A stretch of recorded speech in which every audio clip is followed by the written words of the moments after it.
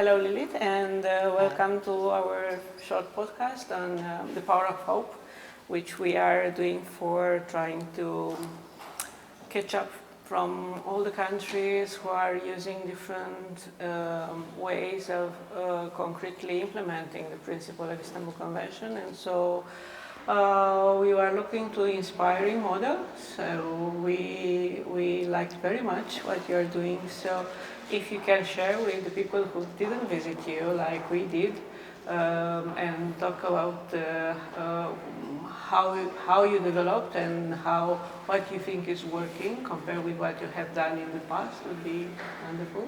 Okay. Well, we chose for the Family Justice Center model in Flanders. Now, 2025, we will open our 10th house, Family Justice Center in Flanders, but it wasn't built in one day.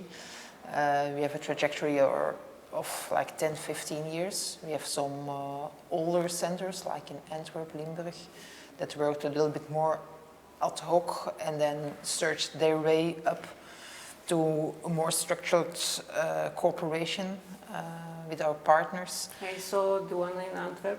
You saw it? Yeah, it's really yes. beautiful. Yeah, it's one of the oldest ones. It was impressive. It's impressive to visit also. There's been a big change. Like 2 years ago,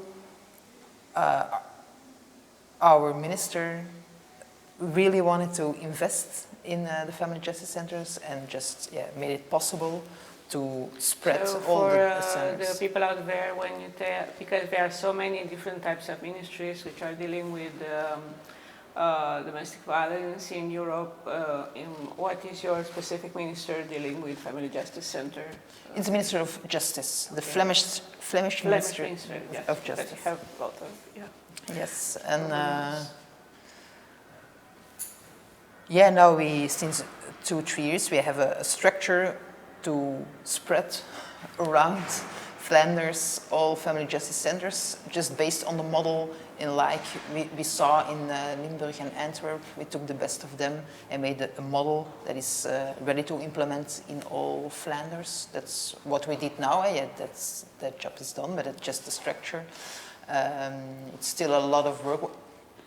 The most work we have to talk to our partners to work with us together. It's like justice, police, but welfare system too. Working with children, child abuse. So there's a lot of actors involved in a family justice center. And I said we have 10 centers, but every center is a little bit different. But also the partners we work with work a little bit different in every region. We work together, so it's hard to, on one side, have a professional organization that offers to the victims the same thing in every family justice center, and otherwise you have something like every neighborhood, every city is a little bit different, so they have different needs. Maybe the victims have different needs, so it's to adjust. Do we go for all the same? Or do we go for, no, we need something different, and that's... Does the place, is important, the place where it's located? Like, do you find it difficult sometimes to find a place where everybody can come and work together? Or everywhere is public authority providing a building, or how does it work in terms of finding an accessible place, for victims? Yeah, it's accessibility, and that's something different in a big city like Antwerp, or in more rural areas of Flanders, where you don't have a big city, where just everyone is living in smaller villages.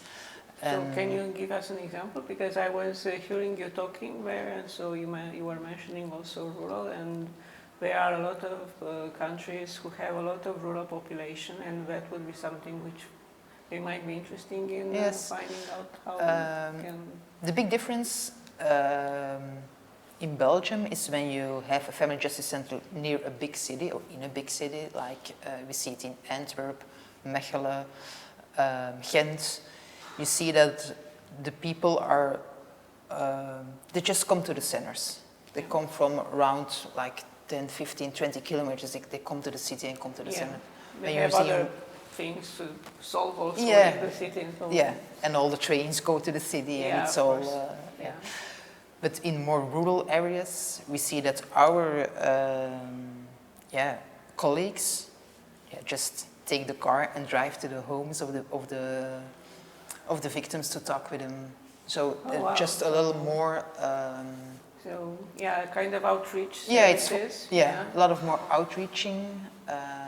It's necessary also. I think when you want to implement it in a very rural area, you really have to work with an outreach. So when you talk about working, accessing simultaneous the case or starting to work around the case at the same time, how does this work? So who are the people going into the house, like is police together with child protection and social services? No.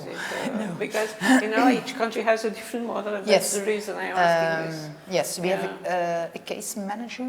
It's like a social worker that works for us and that has a contact with the family. And it comes home to the Family Justice Center. And the police, the welfare system, justice is around the table in kind of liaisons that come together and talk about the family. They talk, this has happened in this family. Oh, we know this family. A few years ago we had this with the family, or police had to intervene. This is what happened. And then the social worker, our colleague, goes to the family and has all the information. So for us it's really important to share all the information we have available on this family with all the partners at the table to share it, so that we know, this is what really happened in this family, and we have all...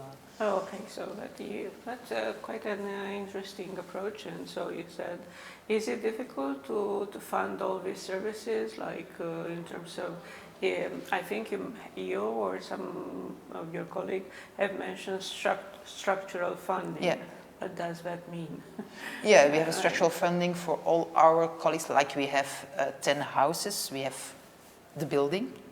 We have for every 100,000 people, we get one person, a case manager.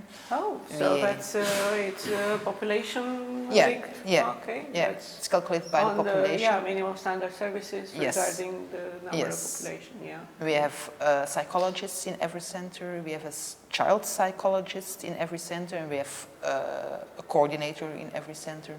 And we have in every province we have a strategic coordinator. So that's all paid by the government to have the structure is there to help the people.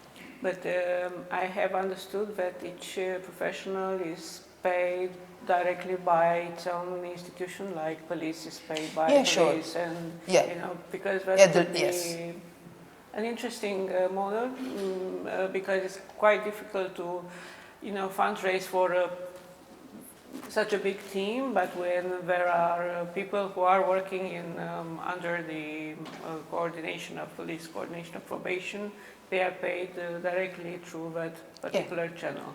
Yes, I talked about the case manager, the psychologist, the child psychologist, the coordination. That's all paid by our government of justice. But the partners we work with, it's just their assignment to work with us. So it's like relocation. Are they permanently based there, or they just come a couple of days per week, or how? Depends on the center. In Antwerp we have colleagues from other organizations that stay there like 5 days a week. But mostly it's like 2 or 3 days a week, or just come together to have the meeting and then stay the other half of the day. And for police, it's like some part of their regular job, and so it's just one day to Family Justice Center, or is their permanent job like dealing only with domestic violence cases? It's a specialization, or? It depends. Most of our police corps do have 1 or 2 people who specialized in family, child problems. So then it's mostly that person that's the liaison between the police. And so that's a liaison. So they can coordinate with police on the ground who are intervening Yes. like on the very small Yes. villages. Yes. But they have the knowledge. Yes, they have the Because we knowledge. push everywhere for having professional people because domestic violence is such a complex cases. Every case is so complex, so you need to have real professional working with Yeah, and they get the cases. education from the colleagues Yes. of Yeah. our Family Justice Center. So going back to the last question, like if you would have to encourage other countries who are still reluctant to follow the multidisciplinary approach and coordination you have in Flanders, what would you say to them? What would we do to think that really need to push them forward?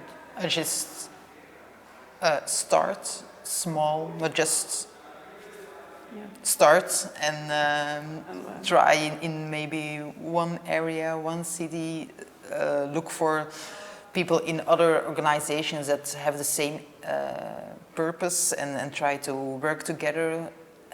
But at the start it's maybe like you help like 1, 2, 3 families, but it doesn't matter in the beginning, and then you can have results and you can be proud and you can spread the word and then you can grow further. Don't try to have a family justice center like in a few months all over your country. That's so just one step at a time. That would be a good advice for all of you. So thank you very much for your time and for being with us. And we'll be in touch on the following steps. Okay. Thank you. Thanks. Thank you.